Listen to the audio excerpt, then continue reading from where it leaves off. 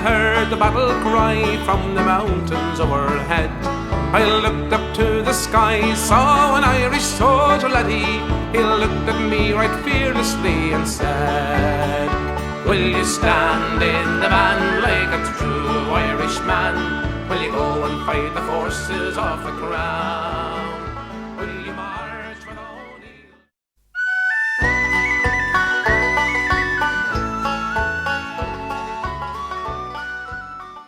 George Wesley Bellows came from a modest upbringing in the Midwest. His father was a carpenter and his mother the spinstress daughter of a whaling captain from Long Island, New York. He was raised in the conservative bastion of Columbus, Ohio. Bellows had two passions as a child, art and sports. As a youngster, it was hard for him to reconcile his artistic leanings with the rough and tumble world of athletics. But Bellows was resilient and proved his mettle to the other neighborhood boys. In high school, Bellows had not yet procured the confidence he would later be known for. He was an artist, something only girls went in for. George overcompensated by acting opinionated, cocky, and loud. On the baseball field, Bellows was an exceptional talent, securing his status as a regular guy. He attended the University of Ohio State on a baseball scholarship and was enthusiastic to learn that art was taken very seriously at Ohio State. He began by drawing cartoons for the school newspaper. Some of Bellows' early illustrations of college life include 1904's Senior Prom and The Pledge, which show his raw talent as a draftsman. Bellows' passion for art solidified in college. He turned down an offer by the Cincinnati Reds to play professional baseball in favor of an artistic career. His father did not approve. In order to show his commitment, George skipped his final examinations, severing his ability to graduate. His father finally relented and gave his approval. George worked the 1904 summer as a sports writer-illustrator for the Ohio State Journal and the Columbus Dispatch to raise funds for his trip east. Then he took the leap of faith and headed to New York to become an artist. George's brash behavior, love of athletics, and rebellion would become the nexus of his burgeoning style.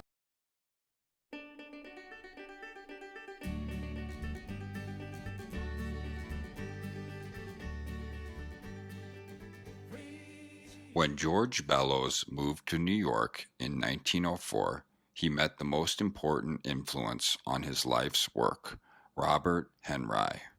Henri and Bellows were both born in Ohio. Henri moved around as a child to Nebraska and New Jersey. In a similar vein as Bellows, he taught himself to draw as a youngster. Robert Henri was a popular teacher at the New York School of Art, or the Chase School, founded by William Merritt Chase, a well-accomplished society portraitist. I was born in Dublin Street, where those lion drums and beat. Those loving English feet, they walked all over us.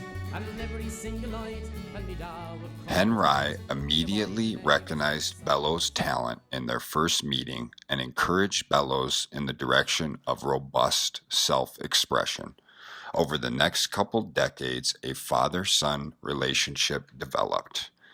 Henri's classroom had a reputation for rowdy behavior because he tolerated practical jokes, raucous laughter, and occasional paint fights to relieve tension in the classroom.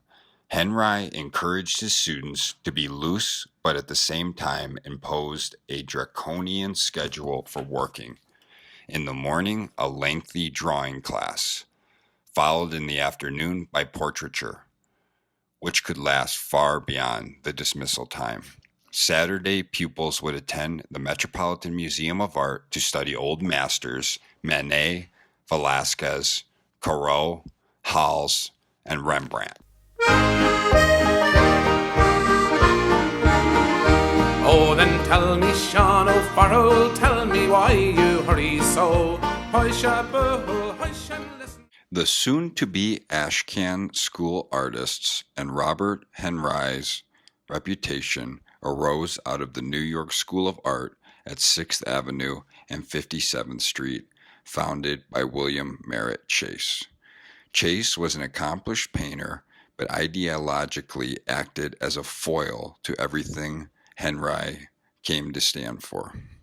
Chase was a great fan of James McNeill Whistler and a proponent of art for art's sake, emphasizing the compositional and decorative. His greatest acclaim came from society portraits of wealthy elites. Chase dressed flamboyantly and bragged of his bravura, boasting that he could paint an entire portrait in a single sitting. His critiques at the New York School were feared for their harsh tone. Chase's portrait of Miss Dora Wheeler exemplifies the theories for which he became known. Dora Wheeler and the large planted pot form a compositional balance occupying the heart of the canvas. She is shrouded in the darkest tones of the work, drawing the eye to the pinkish-white hue of her face. The dress she wears hints at luxury because of its rich blue color and fur lining. The golden curtain behind functions as a decorative background featuring a Japanese motif and a frilly edge. The psychological state of the sitter is subverted in favor of color and composition. She mainly functions as an element to arrange this beautifully decorative composition. It's a study in art for art's sake.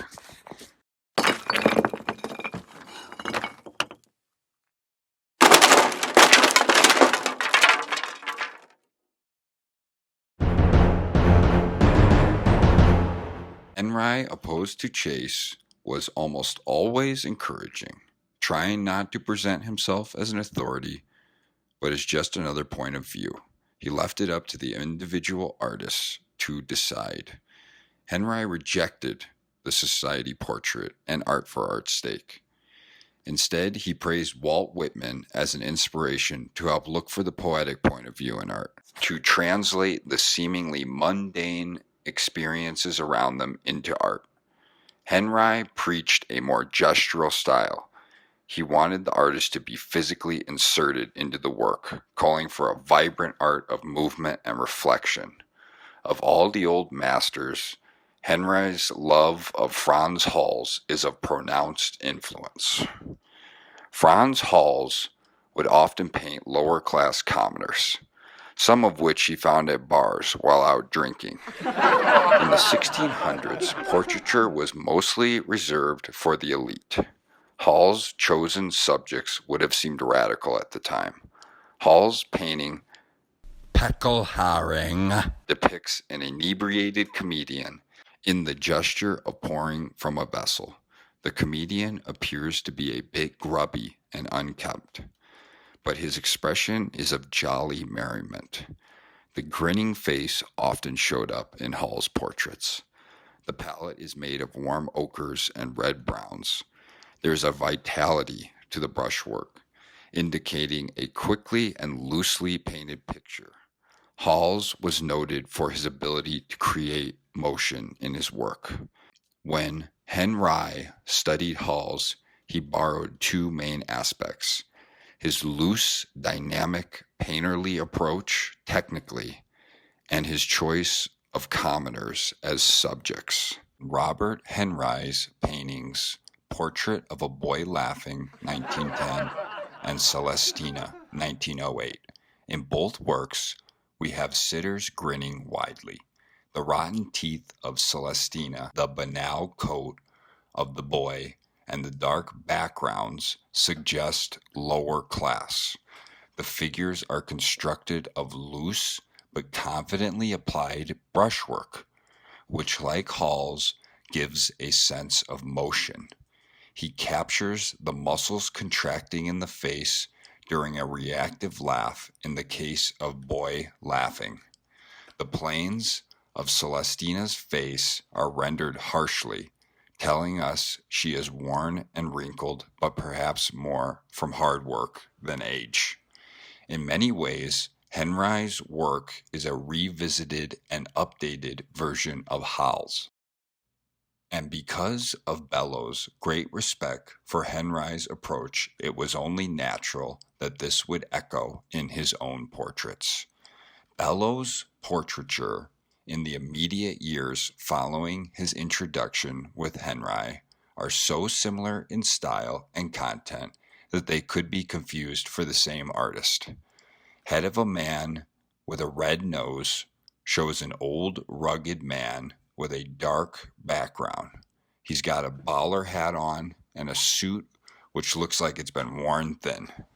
The face is made of quick, bold strokes, forming an abstracted mosaic of planes and flesh. The eyes are sunken in shadow and only implied. Bellows also had his own version of Laughing Boy, which is quite similar to Henri's in palette, composition, and tone. The similarity of these works shows the deep connection the two men had. At times, the pupil would outshine the master, reversing the influence flow. But the relationship never became resentful because the two artists remained close friends throughout Bellows' short life. In Bellows' later portraits, he focused on his wife and daughters. These pieces are more akin to the society portraits of Chase. However, they retain the painterly qualities of the gestural brushwork and still maintain a tinge of Henri, as is witnessed in his portrait of Mary Ains.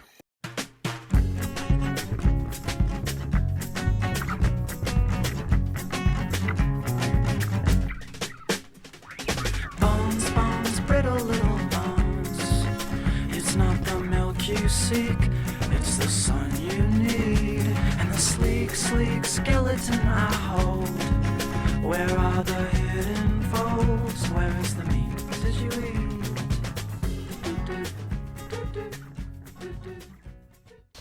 The Ashcan School and the Influence of Impressionism. American art in the 19th century was lagging a generation behind European art. The influence of Impressionism had not taken a strong foothold until the 1890s. American art was predominantly focused on classicism, romanticism, or a combination of both. In American and European socially acceptable and financially skillful art was concerned with being polite or what is beautiful. This type of art was highly skilled but inoffensive. An avant-garde wing of European art started to emerge around the time of the American Civil War. Edouard Manet's The Luncheon on the Grass and Olympia, both in 1863, were controversial for their unconventional depictions of the female nude.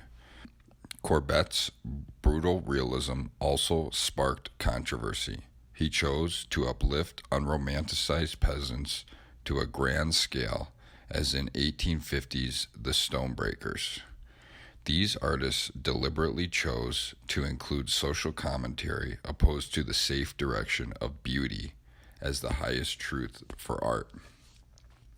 Even stylistically, it took time for Impressionism to be accepted in Europe. Monet's Impression Sunrise of 1872, the painting which sparked the moniker Impressionism, was criticized for its level of abstraction.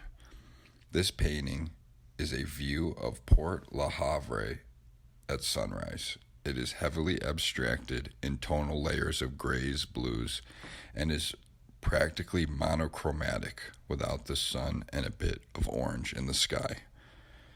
Some shipyard infrastructure is subtly implied in the background, and two little rowboats populate the foreground. This painting is all about the light. The quick gestural brushstrokes capture the sense of an emerging sun shimmering on the water. After catching on, this style would play out in all its myriad forms, including in America. Camille Pissarro's Point Baudelaire in Rouen, Rainy Weather of 1890 is a good example of Impressionism combined with social observation. This work shows a busy bridge with working people going to and fro. The background contains industrial factories, billowing smoke. Goods are being unloaded on a dock. Like Monet, the painting is made of quick, choppy strokes, which break down to abstraction at close observation, but form a clear impression of how light interacts with the surface as a whole. Painted on location from a hotel room, Pissarro chose this view because he wanted to depict the realism of industrial modernity, a subject matter many considered ugly but captured the reality of the time.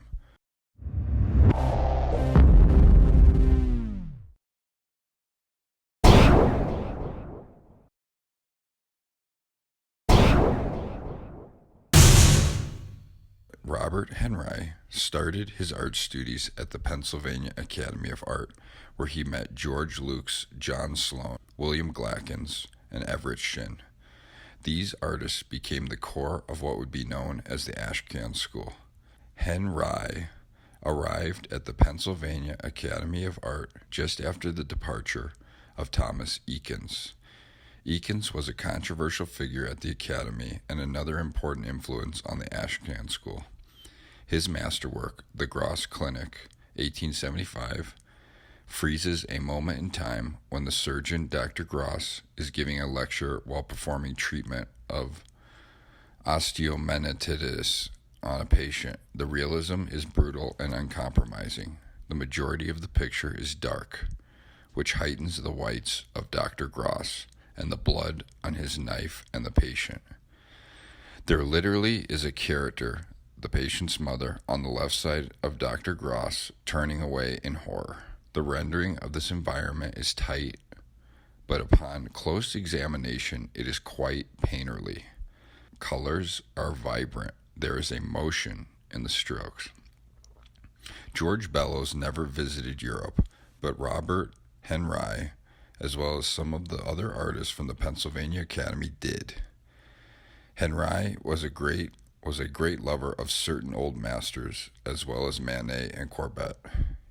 He also saw the Impressionists, even though much of their subject matter he rejected for its lack of social commentary, for its appeal to the social elite. When this group of Pennsylvania artists relocated to New York, the Ashcan School was born.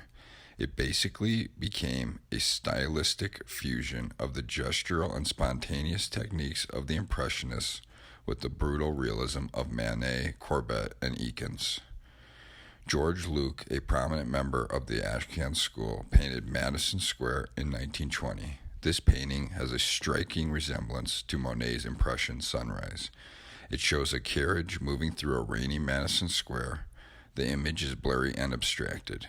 The blue ultramarines and violets are layered on top of one another in a fury, creating the atmospheric impression right after sunset.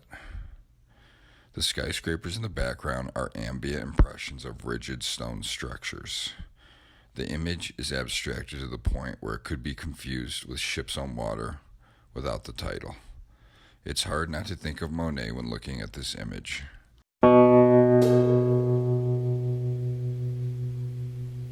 George Bellows was the youngest of the group, 10 years younger than Robert Henri, but he would quickly become the group's most popular and acclaimed member. Bellows was a great admirer of Eakins and through association picked up the impressionistic techniques via Henri and others. One of his well-known paintings from 1911, New York, was a composite view of Madison Square and Union Square packed to the brim with all the kinetic energy of the city. Bellows considered it a distillation of all of his impressions of the city. Set at rush hour, horse carts, trolleys, hansom cabs, and enormous hay wagons are log-jammed together despite a traffic policeman trying to get things moving, while massive skyscrapers loom in the background facing all different directions. The brushwork is distinctly impressionistic. Some figures are made of a single mark. Layers interact by overlapping. The technique is as chaotic as the scene, but stepping back, it forms a cohesive picture. While criticized by some, New York was noted as an accurate historical documentation for capturing the rhythms of the city. Bellows' 1909 painting Blue Morning shows traces of Monet, Pissarro, and the brutal realism of Manet. We see construction workers in the morning starting work on the massive construction site of Penn Station, which Bellows used as inspiration for numerous paintings. The background is reminiscent of Monet's Rouen Cathedral series. The surrounding buildings are muted blues and Naples yellows, many defined by their shadows. Their color informs us of the early morning sunshine. The workers are up early and ready for a hard day's work as they begin pounding away with hammers and pickaxes on a loosely rendered platform. The foreground tells us of an industrial infrastructure, perhaps a similar scene Pissarro would have chosen to paint. Important to the Impressionist movement was painting in plein air, or directly from life and outdoors. Thomas Ekin, on the other hand, would study his subjects and make detailed sketches to create composite images which would be as real as possible. Bellows engaged in both methods. Sometimes he would make life sketches to convert into fully worked paintings later in the studio, and sometimes he would set up an easel outdoors to paint directly. Bellows' 1913 painting, A June Day, presents society's well-to-do basking in Central Park, enjoying the summer sun. This painting does not contain the grunge side of New York associated with the Ashcan School, but instead serves as an example of Bellows' wider interest in painting in general.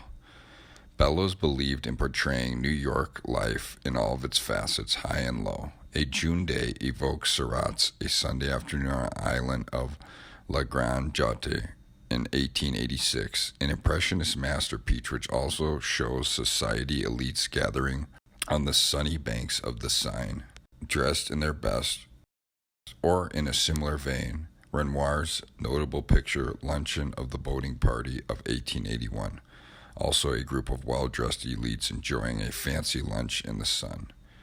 Bellows' picture contains a similarly lush application of swirling paint to capture the sunlight. This side of Bellows came out more and more over the course of his career, especially with later works executed on the Atlantic rural coast, such as 1917's The Fisherman and 1919's Three Children. Gilded Age Masculinity to Progressive Era Masculinity.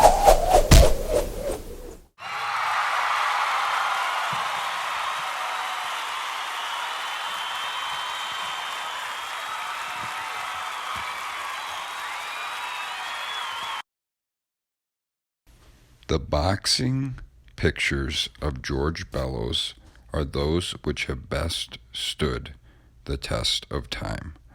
Viewers who don't know the name of George Bellows will still recognize his boxing works, and specifically A Stag at Sharkey's, 1909. To understand the appeal of his image, an investigation into progressive era masculinity must be unpacked. Many American men during this era felt their manhood under attack at work and at home. The American frontier was officially closed by the Census Bureau in 1890, marking the loss of a major arena where masculinity was constructed. In its place was the corporate office and the assembly line, and neither offered much opportunity for providing masculine superiority. The women's suffrage movement also came into full swing, adjusting women's expectations of men and encroaching on male supremacy. Based on autobiographical statements Bellows claimed during his childhood, he was always under pressure to prove his masculinity. There were two parts to Bellows' personality in conflict. One half was his artistic sensibilities, which at the time may have been identified as effeminate, and the other half, the dynamically athletic half, which may have been identified as masculine bravura.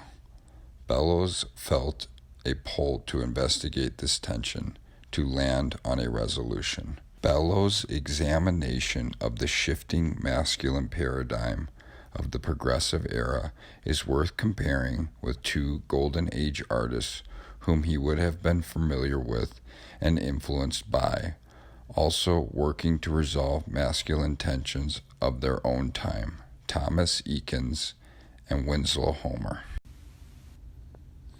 Winslow Homer was commercially successful in his time and has since become a nationally treasured American artist. He lived from 1836 to 1910. His subject matter is diverse, but of specific popularity and interest here is his later works of isolated individuals fighting to transcend the ravages of nature, as in the pictures The Fog Warning of 1885, The Gulf Stream of 1899, The Herring Net of 1885, and The Adirondack Guide of 1894. The Fog Warning is a nautical-themed realist painting with a clear narrative. Rendered in a dark, muted palette, a lone fisherman is rowing a dory after catching a couple of halibut. He is trying to return to the main ship as the turmoil of the waves increase and a fog storm rolls in on the horizon, creating a sobering existential threat. A possible explanation for the popularity of this type of picture is theorized by author Martin Berger in his book Man-Made, Thomas Eakins and the Construction of Gilded Age Masculinity. As Gilded Age industrialization rapidly increased, social and economic conditions radically changed. Daily life. A loss of control was perceived by the American male, leaving him pining for simple answers. Homer provided this in the form of nostalgia for the old days, when life was thought to be more straightforward. Manhood was a test of physical durability against nature. In contrast to Homer's naturalistic settings, Eakins, a contemporary of Homer, set his constructions of masculinity in or around the urban world. Eakins wanted to place his subjects within the social and economic realities of everyday life. He proposes an emergent masculinity, and above financial success, he sought out metaphorical resolution. To accurately address the realities of the day, he chose to present masculinity as a balance of physical and mental exertions. We see the mental and physical oscillate throughout his body of work. The Chess Players, 1878. The Biglin Brothers, 1872. The Gross Clinic, 1875. And of special interest here, Between Rounds, 1890. In Between Rounds, Eakins' version of the boxing painting, made 20 years before Bellows' A Stag at Sharkey's. Instead of being in the middle of the action, we see the fighter, the lightest subject in this realist painting, sitting in the corner of the ring as assistants aid his recovering by speaking advice in his ear and fanning him with a towel. The crowd is placed some distance from the ring in what appears to be a theater-style venue. The event seems to be almost polite. Everyone is well dressed. The timekeeper looks like he could have been a character swapped out of the Gross Clinic. This space is a designated zone for masculinity to go on display. There is no moral question about the nature of boxing, but a relevance for the athlete's participation in the competition. The content of the painting is reinforced by technique. It is controlled, precise, and deeply serious in palette choice. At the turn of the century, boxing clubs had become a symbol of the urban underworld. Fights would take place in sleazy saloons, gambling halls, and crowded backroom sporting arenas. Urban reformers viewed underground boxing clubs as a hindrance to the social order, while immigrants and the underclasses saw fight night as an opportunity for uninhibited self-expression. Bellows was drawn to the seedy but exciting pugilistic events, and he chronicled his experience in a number of works. Most notably are the 1907 drawing The Knockout, the oil paintings A Stag at Sharkey's, 1908, Club Night, 1909, and both members of the club, 1909. In A Stag at Sharkey's, the viewer looks at two prize fighters locked in combat. The two fighters and the referee form a coherent compositional triangle. The leg of the left fighter is fully extended, forming one edge. The uplifted elbow of the right fighter forms the top, and the left hand of the referee is the right edge. The fighters are the lightest forms in the canvas. The brush strokes are impastoed and abstracted, creating an interlocking flesh form with a blurred sense of motion like a slow shutter speed camera shot. The vantage point is slightly lower than the fighters, suggesting the viewer is sitting in the stands as a member of the audience. The uplifted ring gives us the feeling of a ritualistic ceremony taking place. The focus of the picture is on the action in the ring, but the background also gives us important information. The space is undefined and fades into ambience. The audience is rowdy and butts up against the action, causing a tense feeling of claustrophobia. The mystery of the space alludes to a feeling of menace. The masculinity is constructed not only in the dynamic athletic action, but also by being part of this Wild West crowd where anything could happen. The activity of the crowd, with its drinking, gambling, and rowdy behavior, contains more immoral behavior than the fight.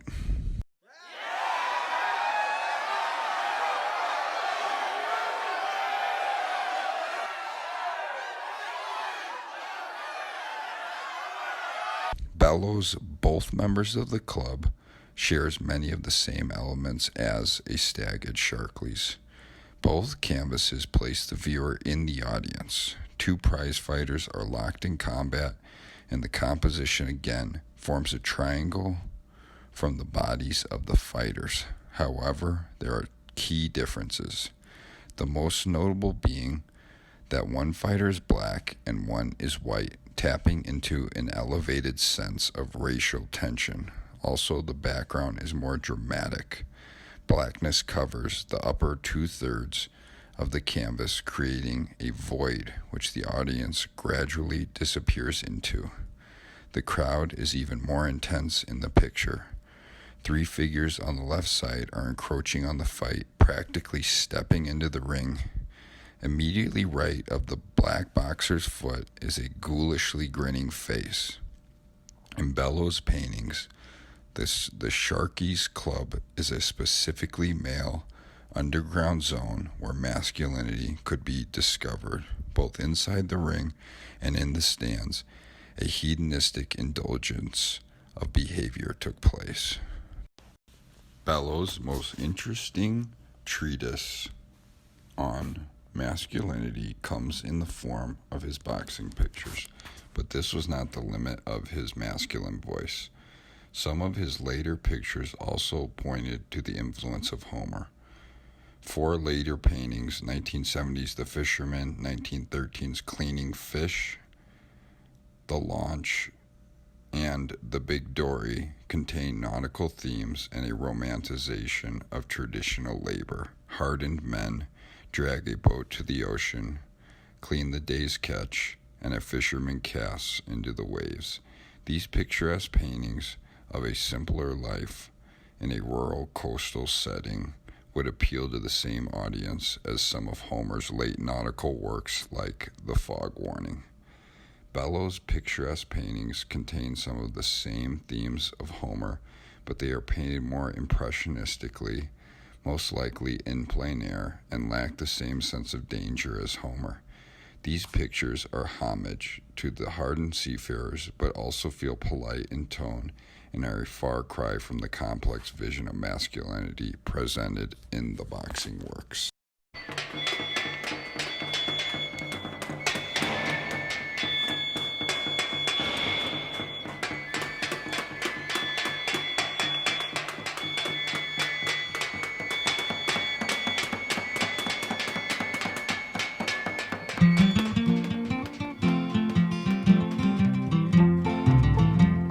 As I was climbing into bed, my pearl granny said, I looked out of the window and the army had arrived. The house was... Reporter of the city. New York City was an emerging place at the turn of the century. Blocks of derelict tenements were being raised. New docks and bridges were under construction, and the tide of immigration was never ending. The new miles of subway started operating, and the massive Pennsylvania Station project was under excavation.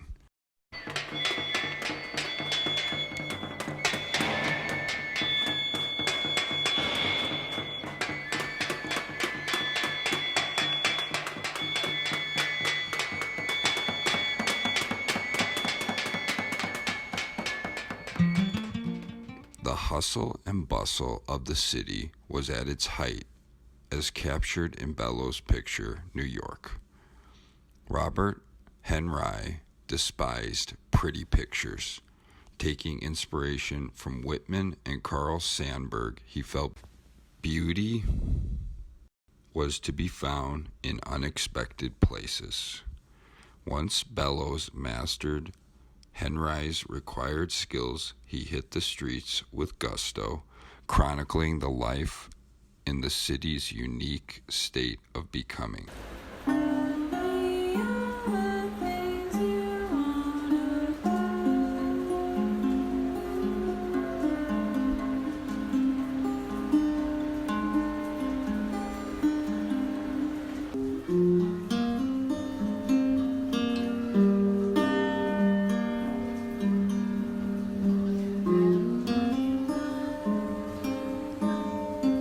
Conditions of the poor immigrants crammed into the Lower East Side of Manhattan were abhorrent. Occasionally, a family would scrape together their meager earnings to escape, but the majority died in appalling numbers because of the dismal living conditions.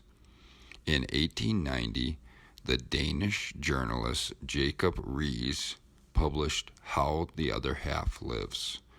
The book exposed the inhuman conditions of the poor. The book and Riis' accompanying photographs disturbed many society elites who liked to believe the myth that poverty was picturesque and those embedded in it chose to live that way. Riis, himself an immigrant who rose from poverty, was a humanitarian and worked to shed light on the conditions of the slums in hopes that it would bring reform. Men's lodging room in the West 47th Street station in 1892 photograph shows a tiny old decaying apartment stuffed with men sleeping all over. Boards of wood are stacked on the left side along with other junk. A man's feet protrude into the frame on the top of the table on the left side. Another man is curled up in a chair on the right side, and the floor is covered with bodies, using anything soft as a pillow. The cropping of this image gives us a sense of grime and compression. The occupants are like sardines stuffed into a tin.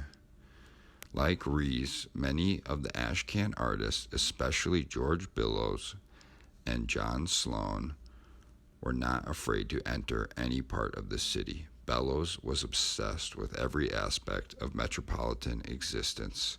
He explored Manhattan from the Battery to Riverside Drive and over the course of 20 years portrayed the city in all its opulence and squalor, its high and low. Bellows expertly captured the spirit of life on the street for children in 1906's River Rats, 1907's The Can Battle, San Juan Hill, New York, and 42 Kids.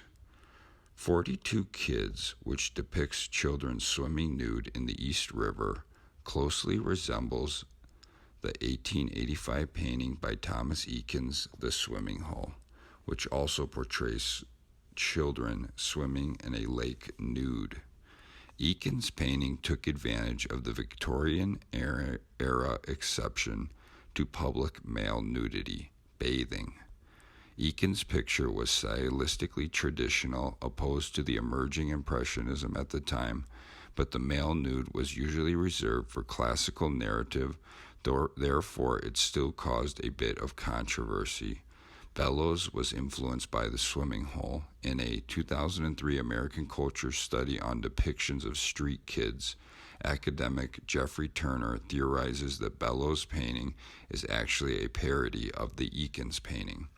Bellows' version, instead of taking place in a serene rural setting, is on the banks of a grungy Hudson River on top of a crumbling abandoned dock. The figures are not rendered with anatomical precision like Eakins, but are minimized to simple, almost comedic forms. The 42 children each have their own personality, their own narrative in the painting. Bellows' picture originally won a $300 prize from the Pennsylvania Academy of Fine Art.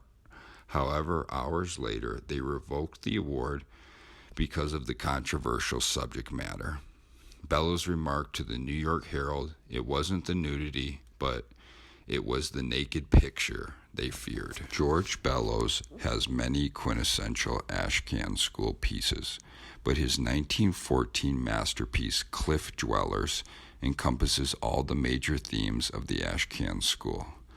Let us examine two Ashcan seminal works. John Sloane's The City from Greenwich Village, 1922, gives us a night view from an upper-level apartment building of the growing metropolis with the new technology of the elevated train running through the city. George Luke's Street Scene, 1905, gives us a view of the crowded markets on a city block.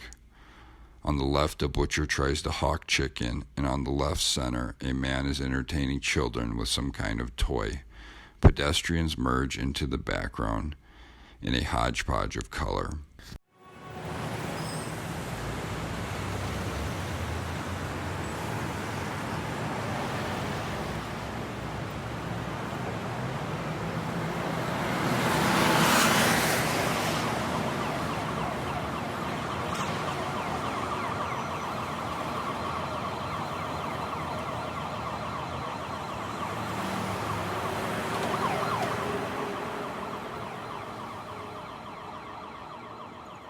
Bellows' Cliff Dwellers combines both elements of these seminal works.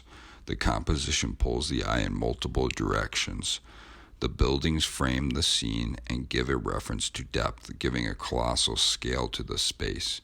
In the foreground, a woman grabs a little boy in what looks to be the act of scolding.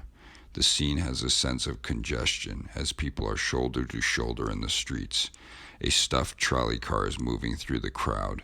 A man with a push cart is selling fruit. People stand on fire escapes as clotheslines dangle across the gaps between tenements. There is a sense of overpopulation, as any reasonable space is occupied by a person.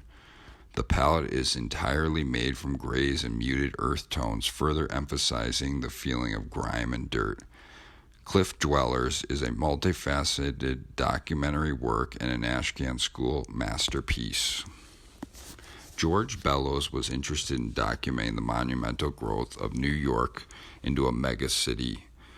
In roughly 50 years, New York's population went from 1.5 million to 5 million. Bellows was in New York at the heart of this growth. Naturally, the exponential growth meant a reworking of the infrastructure. Bellows portrayed this emergent industrial infrastructure in Blue Morning, 1909, The Lone Tenement, 1909, Noon, 1908, Men of the Docks, 1917, and Pennsylvania Station Excavation, 1907. Pennsylvania Station Excavation is notable for its documentation of an unprecedented project of its time. A massive hole was dug deep into the ground for the foundation.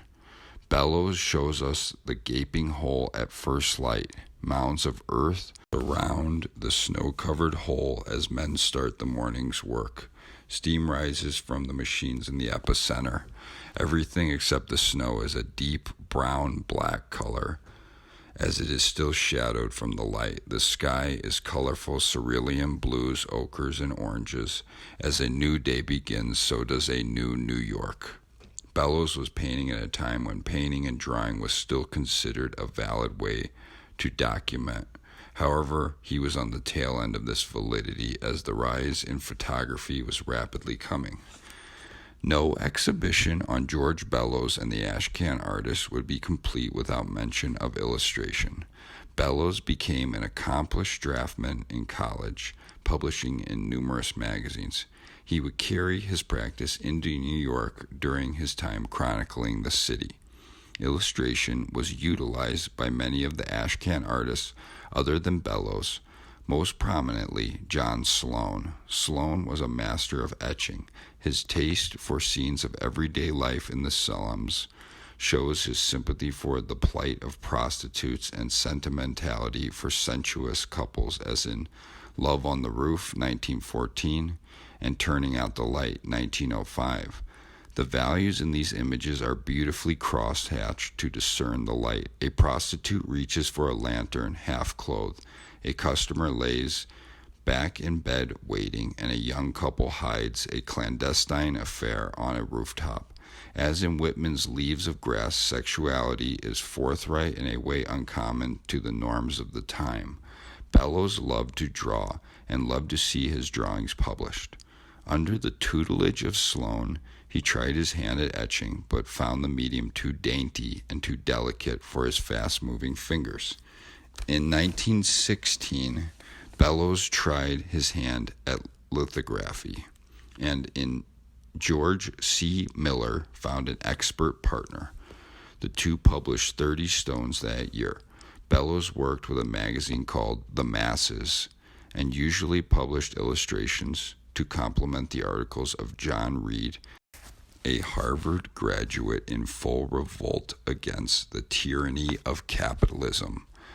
Among Bellows' most striking examples of lithography are Billy Sunday and Electrocution, both published in 1917.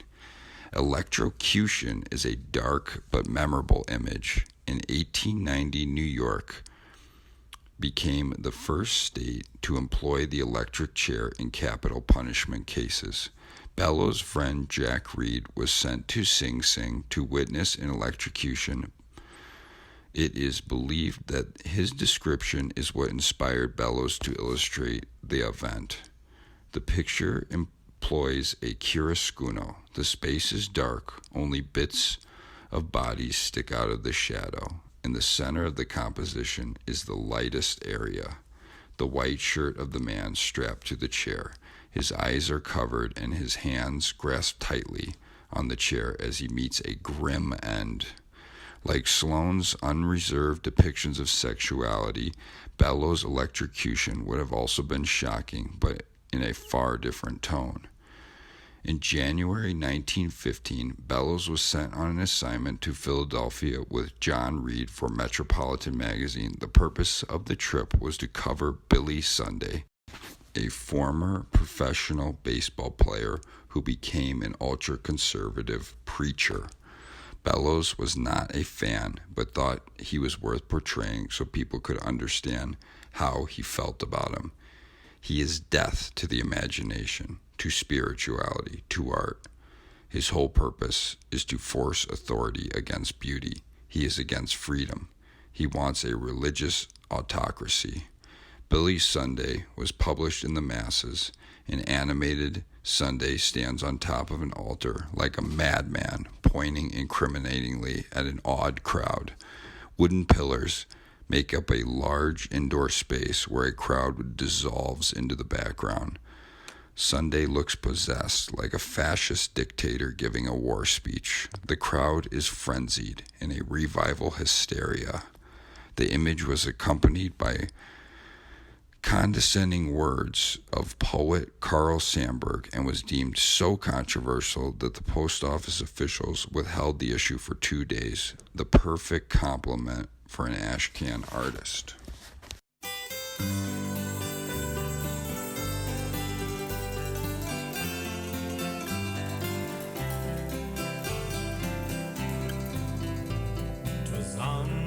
Sunday evening, the sun shone in the sky as he walked his way to the Gaelic pitch. Did he think he was going to die? But as he crossed the checkpoint, the sound of gunfire came. The news spread through that baller town. He left behind an extraordinary body of work, having only been a professional artist for 20 years. The last 5 years of his life grew increasingly domestic. He built a house for his wife and daughters in Woodstock, New York. The later works of Bellows were concerned with the rural, the sea, and domestic portraits. Some pictures of note are Emma in a purple dress, 1923, Summer Fantasy, 1924, Annie in White, 1920, The White Horse, 1922. The late pictures lack the vigor and experimentation located in his earlier works. They are much more generic and polite, most likely a response to what his life became as a father, looking for a quiet place to raise children. The last of Bellows' boxing pictures, Dempsey and Firpo, 1924, stands in stark contrast with his earlier renditions. The boundaries of the space is yet again undefined, like in the other versions, but there is far more light. The figures are not abstracted, impressionistic, or impasso, but clear and soft. They have an illustrative, almost cartoon quality. The rounded shapes make the picture look more like a Grant Wood trying to emulate Bellows. The crowd is tame in comparison, a bunch of yelling Clark Kents. Critics of the time were disappointed with the work, and it's easy for me to see why, because of all the energy and bravura which drew me to Bellows' work is absent in this picture.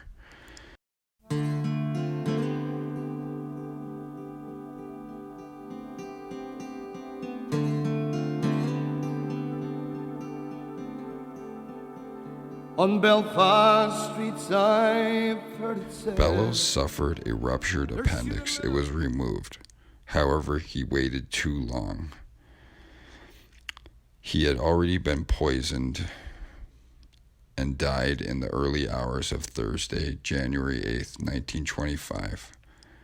The youngest but most popular figure in the Ashcan movement was the first to pass.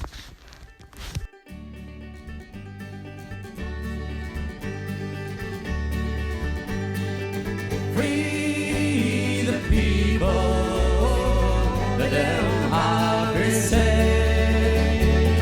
Free the people, let them see the light of day. A dismal dawn was breaking when they took her man away, not knowing what was his crime, just what he was guilty of, not one of them could say. But they'd think of something in time. He said goodbye and remember